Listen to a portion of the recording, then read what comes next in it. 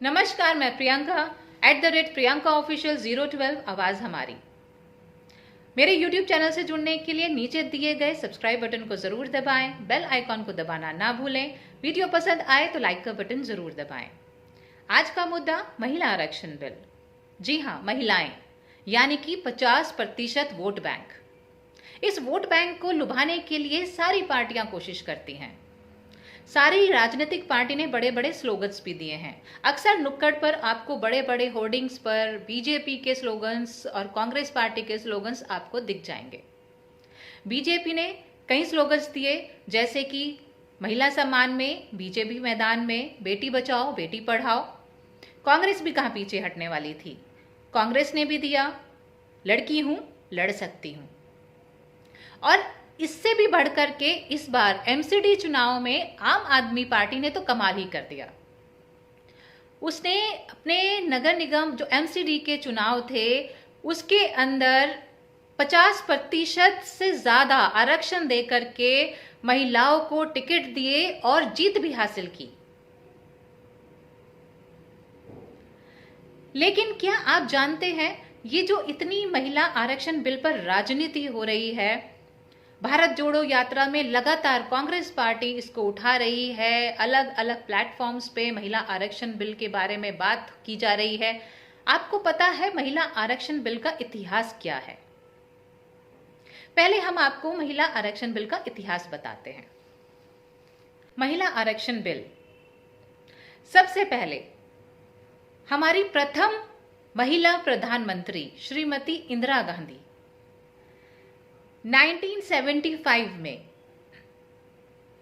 उनके सामने एक रिपोर्ट प्रस्तुत की गई जिसका नाम था टुवर्ड्स इक्वालिटी, जिसके अंदर अलग अलग क्षेत्र में महिलाओं की स्थिति और सबसे पहले आरक्षण का जिक्र हुआ।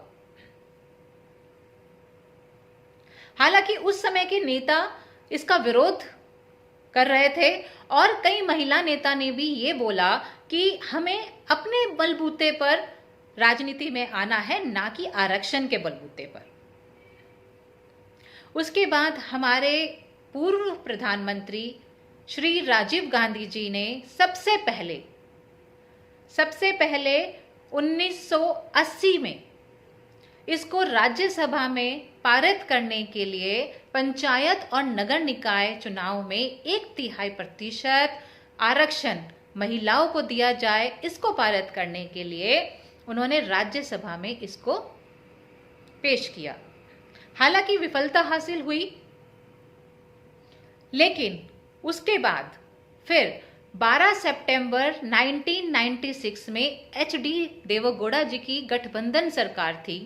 अब जैसे कि मैंने बोला गठबंधन सरकार थी, तो गठबंधन सरकार में आप जानते ही हैं अलग अलग पार्टी, अलग अलग विचारधारा। और इस गठबंधन सरकार के अंदर जो मुख्य स्तंभ थे, जो पार्टी को सपोर्ट कर रहे थे, जो एचडी देवेगौड़ा की सरकार को सपोर्ट कर रहे थे, उनमें से मुख्य थे लालू प्रसाद यादव जी की पार्टी और मुलायम सिंह जी की पार्टी, जो कि इस बिल के विरोध में थे।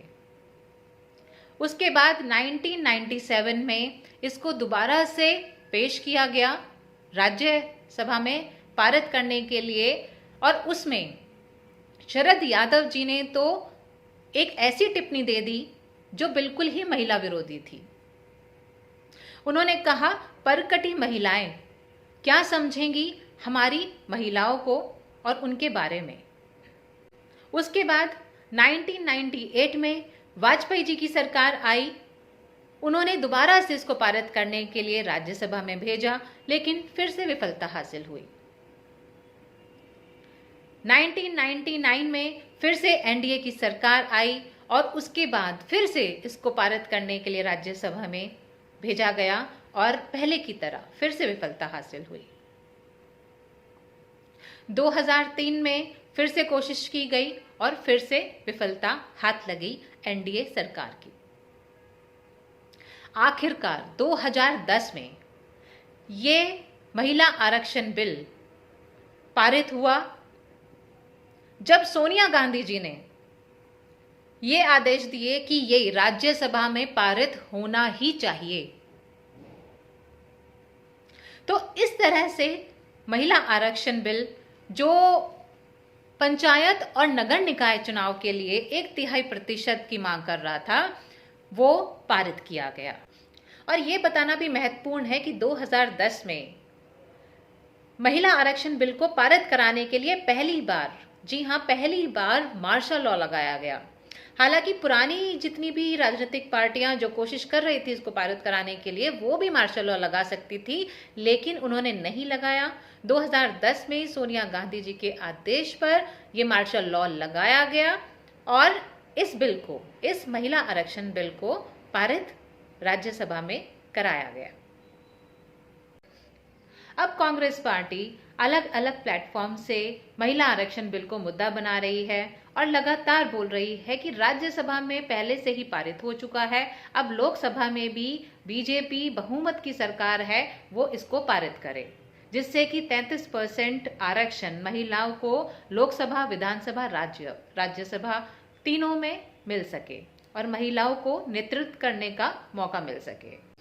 परिवर्तन समय के साथ होते रहना चाहिए, इसीलिए आज महिलाएं पुरुषों के साथ कंधे से कंधा मिला करके हर क्षेत्र में आगे बढ़ रही हैं, अपने नाम का परचम लहरा रही हैं। कहते हैं ना, जिस देश में महिलाओं को पिछड़ा रखा जाता है उस देश का कभी विकास नहीं हो सकता। आशा करते हैं राजनीति में भी महिलाओं को 33% आरक्षण मिले और हम ज़्यादा से ज़्यादा महिलाओं को राजनीति में भी देख सकें। धन्यवाद।